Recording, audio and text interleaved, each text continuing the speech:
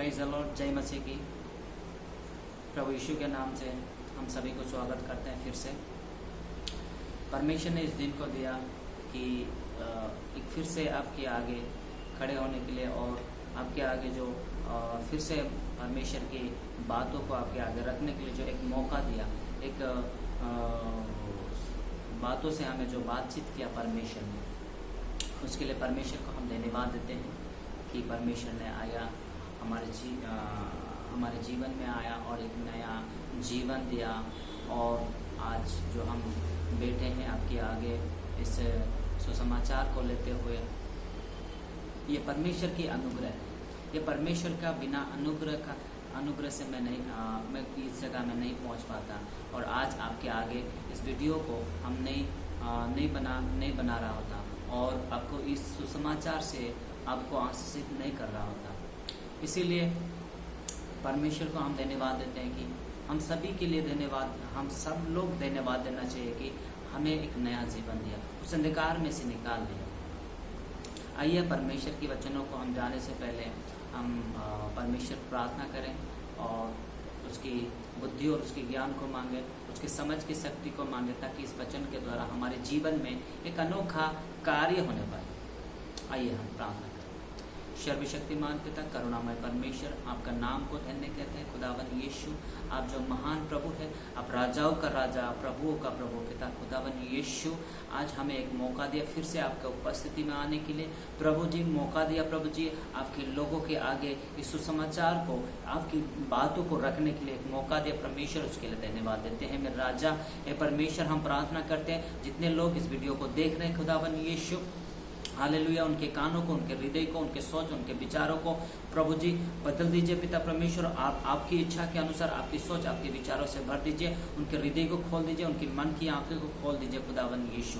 समझ की शक्ति दीजिए ताकि इस वचन को प्रभु जी उन लोग समझ सके और परमेश्वर पिता इसमें चलने वाला व्यक्ति बन सके। खुदावन यीशु आशीषित कीजिए पिता परमेश्वर, आपकी बातों से प्रभु जी ने आशीषित कीजिए। खुदावन यीशु, जिस बातों के लिए प्रभु जी आपके पवित्र आत्मा से जो अगुवाई मुझे कर रहा है पिता खुदावन यीशु, और पिता परमेश्वर मैं नहीं बल्कि प्रभु आप होके इन तेरे प्रियो से बातचीत कीजिए खुदावन यीशु। हालेलुया, प्रभु आशीषित कीजिए। धन्यवाद हो प्रभु, सारा आदर और महिमा आपको देते हुए यीशु के नाम से मांगते हैं, आमीन। परमेश्वर की महिमा हो, परमेश्वर की स्तुति हो। आज फिर से आपके आगे इस वचनों को लेते हुए एक मौका दे परमेश्वर ने, और मैं आपसे बातचीत करना चाहता हूँ कि कुछ बातें हैं जो परमेश्वर आपसे कहना चाहता है। क्योंकि हमारे जीवन में कभी ना कभी नहीं हमारे जीवन में रोज होता ही है। तो आपसे कहना चाहता हूँ, आपको दुख लगता है ना किसी की बातों से, किसी की बुरी बातों से, किसी की बातों से दुख लगता है। हमें दुख क्यों लगता है? खास करके हमारे अविश्वासी लोगों को, उनके लिए मैं बातचीत करना चाहता हूँ। हमें दुख क्यों लगता है?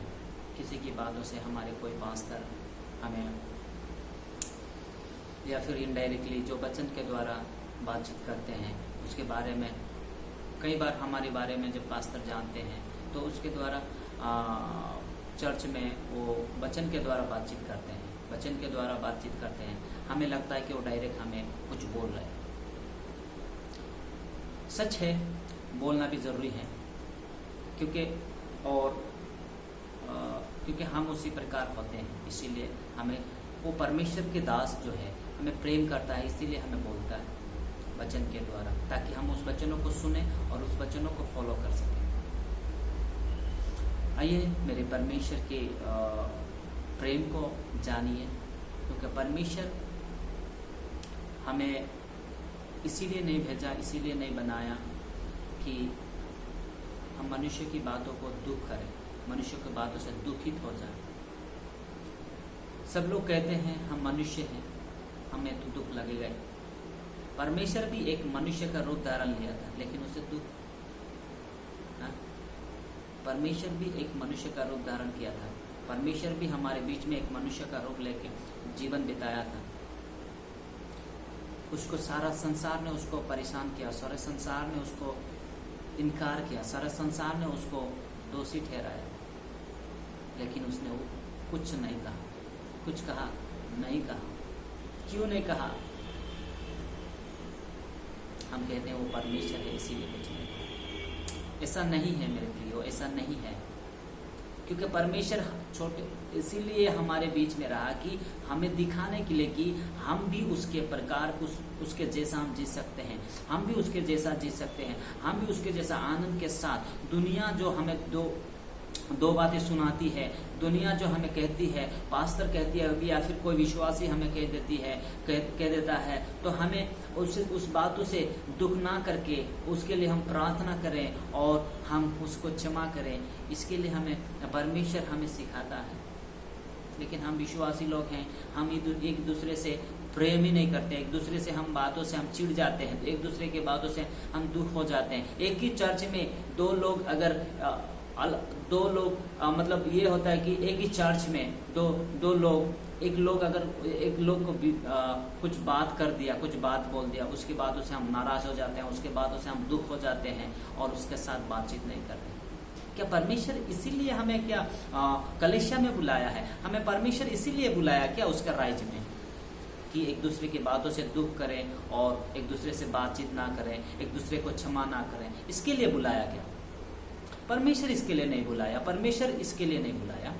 परमेश्वर नहीं चाहता कि परमेश्वर एक दूसरे के साथ हम नफरत से रहें, एक दूसरे के साथ हम बातचीत ना करके रहें। परमेश्वर ये नहीं चाहता। परमेश्वर हमेशा हमारे, आप सोचिए, हमारी इतना गुनाह, हमारे इतना अपराध को, इतना पापों को वो क्षमा कर दिया, तो हम क्या क्षमा ना करें?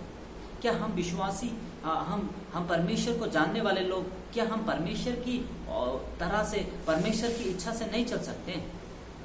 आपसे मैं कहना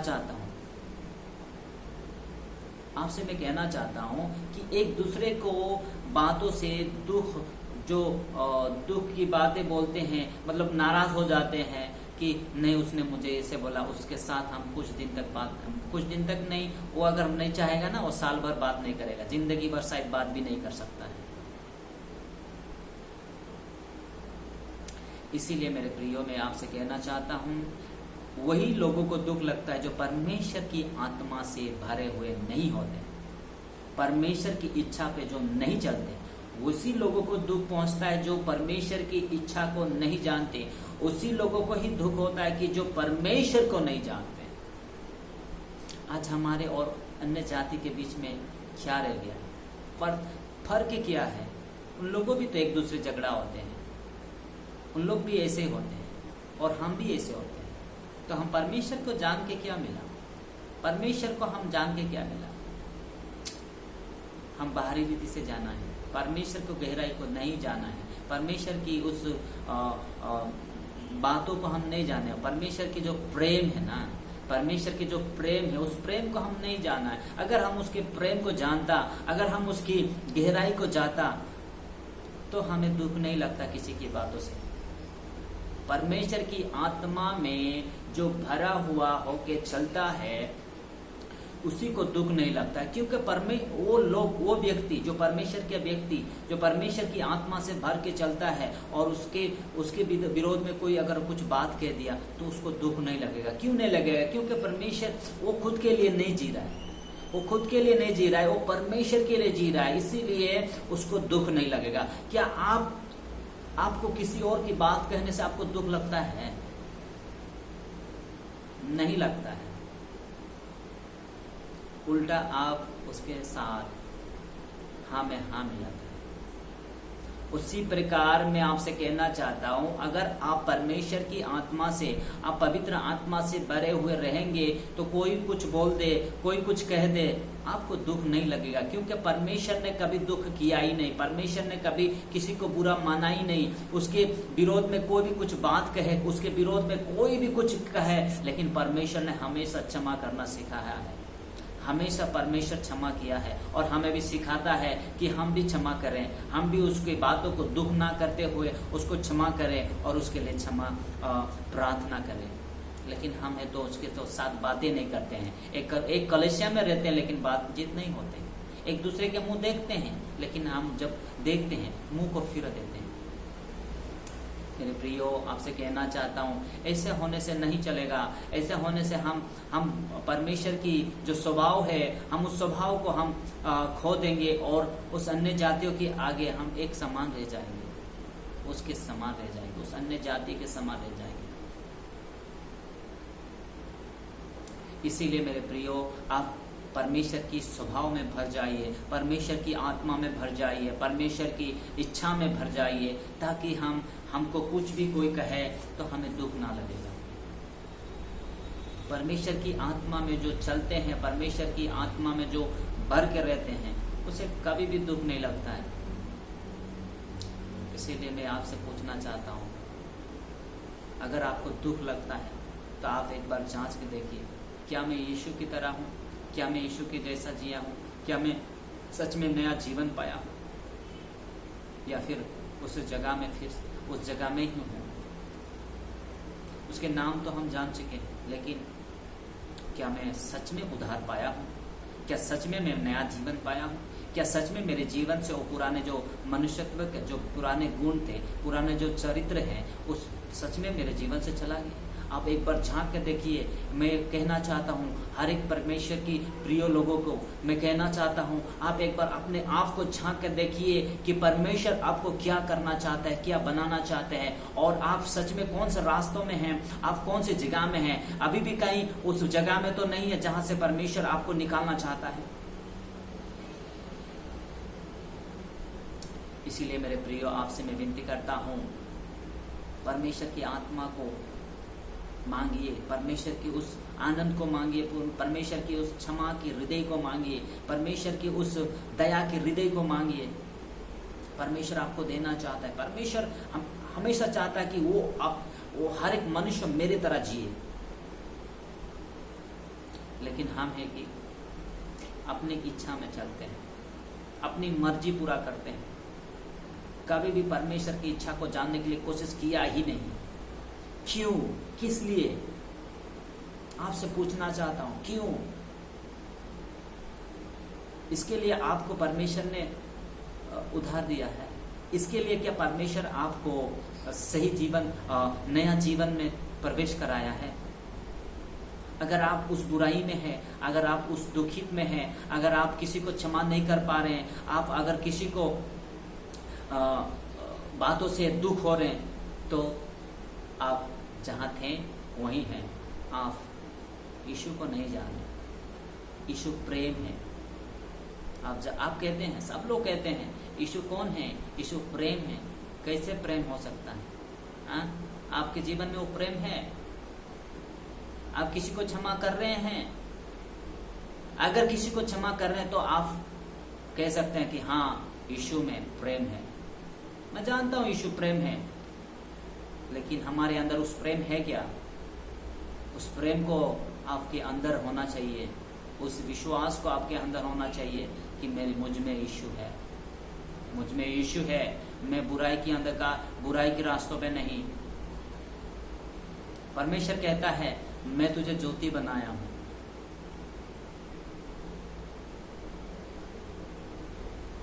पता है, अन्य जातियों के लिए हमें ज्योति ठहराया है परमेश्वर ने। कहाँ में लिखा है? प्रेरित का काम 13 अध्याय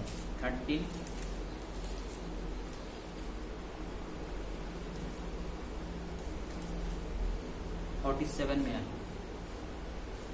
क्योंकि प्रभु ने हमें यो आज्ञा दी है, मैंने तुझे अन्य जातियों के लिए ज्योति ठहराया है, ताकि तू पृथ्वी की छोर तक उद्धार का द्वार हो। आमीन। ये वचन कितना आशीषित वचन है।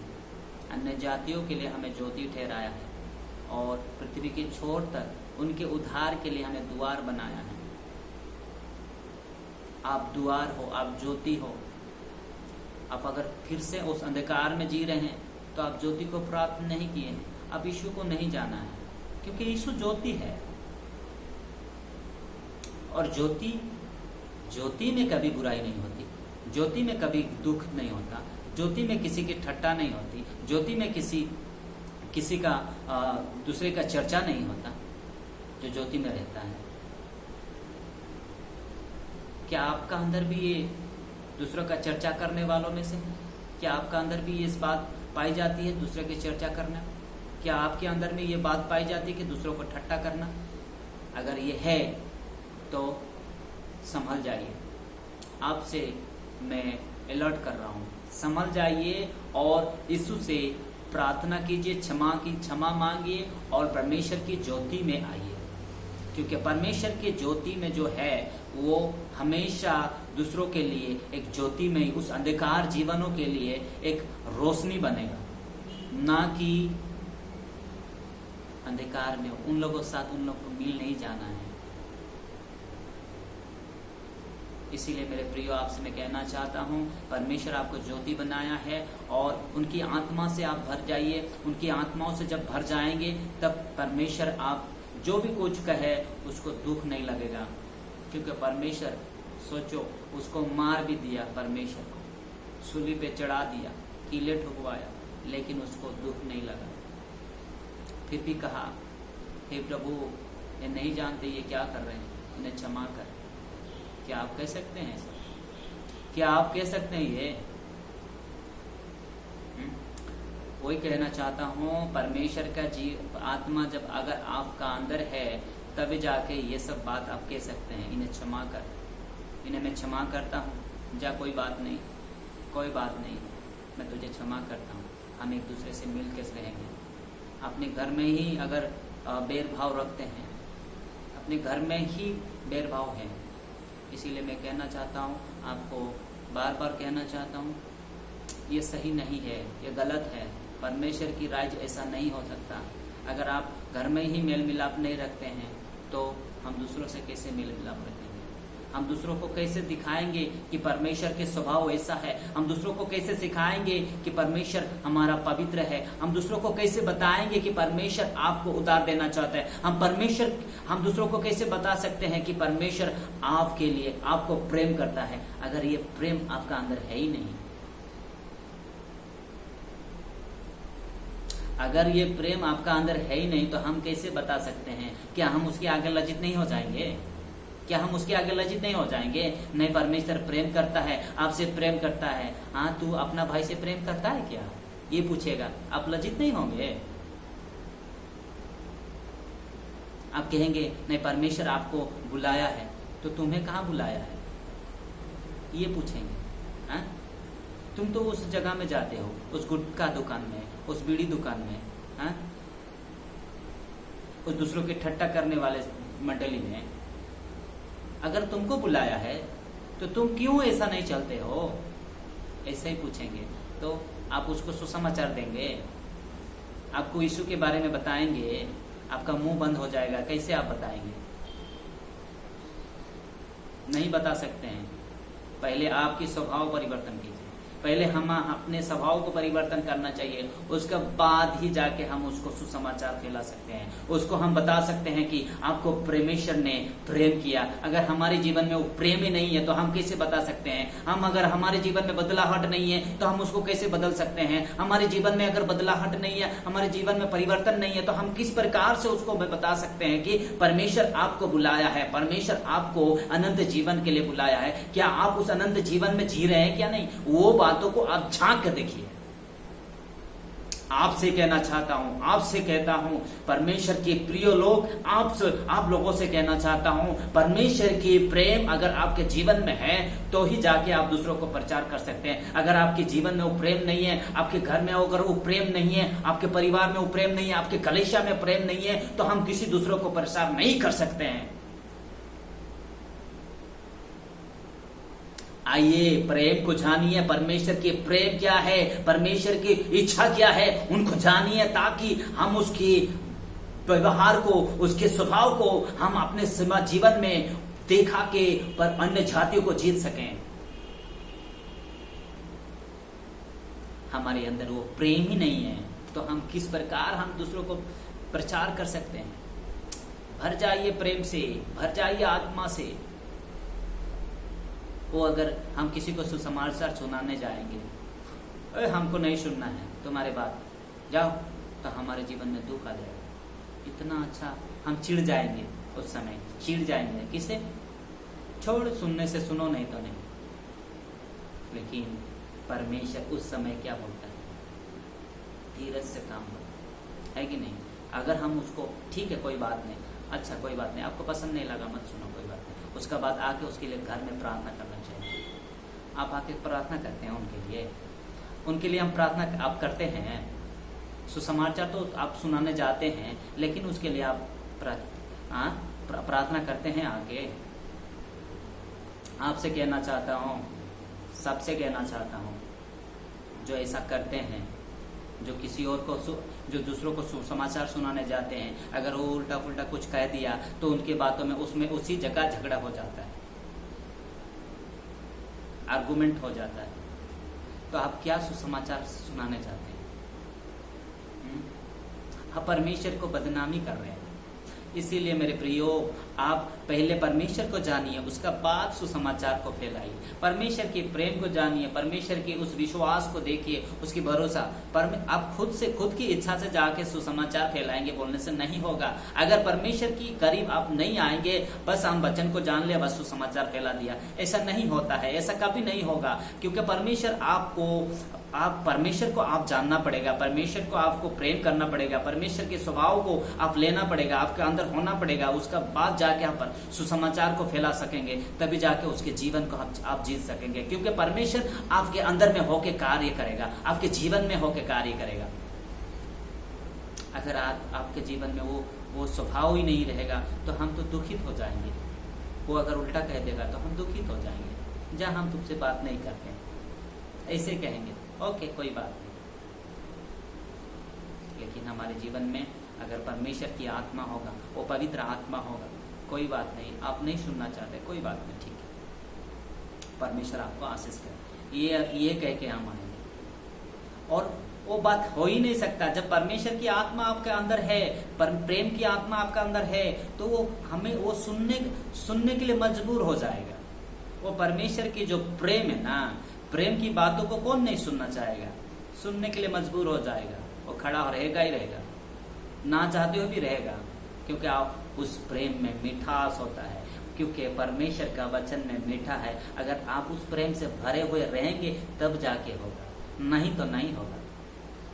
आपसे कहना चाहता हूँ, परमेश्वर का प्रेम से भरिए, उसका बाद आप जाके परमेश्वर के स्वभाव में भरिए, उसके चरित्र में भरिए, उसका बाद जाके आप सुसमाचार को प्रचार कीजिए और उस अन्य जातियों के बीच में जाकर प्रचार कीजिए। परमेश्वर भी चाहता है कि आप अन्य जातियों के बीच में जाओ, क्योंकि वचन में लिखा है, अन्य जातियों के लिए मैं तुझे ज्योति ठहराया है। उस रोशनी की तरह चमकिए, ताकि उस अंधकार में जब जाएंगे, उस अंधकार दूर हो जाएगा और उस ज्योति को आप रख सकते हैं उस जगह में। परमेश्वर ये चाहता है, परमेश्वर आपको अनोखा बनाना चाहता है, लेकिन आप बनना ही नहीं चाहते। परमेश्वर के आपको प्रेम को नहीं चाहिए ना, इसीलिए आप नहीं बनना चाहते। आपको तो लड़ाई झगड़ा पसंद लगता है, आप कलेशिया में आपको तो पक्षपात अच्छा लगता है, मुंह फुला फुली अच्छा लगता है, इसीलिए आप नहीं बनना चाहते हैं। परमेश्वर तो आपको बनाना चाहता है, लेकिन आप तो बनना ही नहीं चाहते हैं। उसमें तो परमेश्वर का क्या बात है। इसीलिए आप पहले अपने आप को सही कीजिए, पहले अपने आप को जांचिए, पहले अपने आप को परमेश्वर के स्वभाव में बदल दीजिए, ताकि दूसरों को देख के लगे आपको बात सुने, नहीं इससे कुछ सुनना चाहता हूँ, ये लगे, ये उनके मन में जागे। अगर आपका मन में अगर कुछ, आपके हृदय में, अपने जीवन में अगर कुछ बदलाहट ही नहीं है, तो हम उसके आगे खड़े होके कहेंगे तुम तो बदला ही नहीं है, तो हम यीशु में आने से हमारा क्या होगा? तुम बदल के दिखाओ, तब जाके हम मानेंगे। तो विश्वास कैसे करेंगे? नहीं करेंगे विश्वास। इसीलिए मेरे प्रियो, आपसे कहना चाहता हूँ कि परमेश्वर को, स्वभाव को आप पहन लीजिए, उसके स्वभाव में भर जाइए, उसकी पवित्र आत्मा से भर जाइए, आपके उसके प्रेम से भर जाइए। उसके बाद परमेश्वर की जो सुसमाचार है, परमेश्वर आपको खुद भेज देगा, खुद इस्तेमाल करेगा, आपको कुछ कष्ट नहीं होगा। जब परमेश्वर की महिमा आपका ऊपर रहेगी तो उस जगह में कोई तकलीफ नहीं होगा। आपसे मैं कहना चाहता हूँ, परमेश्वर आपको चुना है, परमेश्वर आपको चुना है, इसीलिए आप परमेश्वर की बात को जोइए, पहले उसके स्वभाव से भर जाइए, उसके प्रेम से भर जाइए, उसके बाद आगे बढ़िए। परमेश्वर आपको बढ़ाएगा, तब किसी के बातों को दुख नहीं लगता। परमेश्वर की आत्मा से जीने वाले लोगों को कभी दुख नहीं लगता। परमेश्वर की आत्मा से भरे हुए लोगों को कभी भी किसी बात की चोट नहीं लगती। कभी भी किसी की बात की जो भी कुछ कह दे उससे कोई फर्क नहीं पड़ता। इसीलिए मेरे प्रियो, परमेश्वर की आत्मा से भर जाइए और दुख ना होइए और शांति में भर जाइए, ताकि आप दूसरों को शांति दे सकें। आमेन, प्रेज लॉर्ड। इस वचन के द्वारा परमेश्वर आप सबों को आशीषित करे। और फिर से कहना चाहता हूँ कि परमेश्वर के स्वभाव में भर जाए। आइए हम इस वचनों के लिए प्रार्थना करें। सर्वशक्तिमान पिता, करुणामय परमेश्वर, आपका नाम को धन्य कहते हैं। आप जो महान और सर्वशक्तिमान हैं, आप जो ऊंचागढ़ है खुदाबंद यीशु। हाँ प्रभु, इस वचन को जितने लोग सुन रहे हैं पिता परमेश्वर, हालेलुया, जो सुने हैं पिता, उनके जीवन में आशीषित कर पिता खुदाबंद यीशु। उनके मन को, उनके हृदय को, उनके सोच को आपकी स्वभाव में भर दीजिए खुदाबंद यीशु। आपके चरित्र से भर दे पिता परमेश्वर, हालेलुया। और पिता खुदाबंद यीशु, हम आशीषित करते हैं सारे लोगों को पिता खुदाबंद यीशु। और प्रभु जी, आपके पीछे चलने वाला व्यक्ति बनाइए पिता। ओ पिता परमेश्वर, शांति में भर दीजिए खुदाबंद यीशु, हालेलुया। ओ खुदाबंद यीशु, धन्यवाद यीशु। सारा आदर और महिमा आपको देते हो यीशु के नाम से मान, आमीन। फिर से कहना चाहता हूँ, इस वीडियो को शेयर कीजिए ताकि आपके साथ साथ और भी आशीषित हुए। और मैं आपसे कहना चाहता हूँ, परमेश्वर महान परमेश्वर है, वो ज्योतिमय परमेश्वर है, वो प्रेमी परमेश्वर है। हमेशा वो हमसे प्रेम करता है, आपसे भी प्रेम करता है और सभी से प्रेम करता है। इसलिए हमें प्रेम से ही सुसमाचार को सुनाना जरूरी है। हमारे परमेश्वर की प्रेम को हमें दिखाना जरूरी है, परमेश्वर की स्वभाव को हमें दिखाना जरूरी है। तब जाके हमारे जीवन में परमेश्वर कार्य करेगा। इतना ही कह के हम आपको गॉड ब्लेस यू, परमेश्वर आपको आशीषित करें।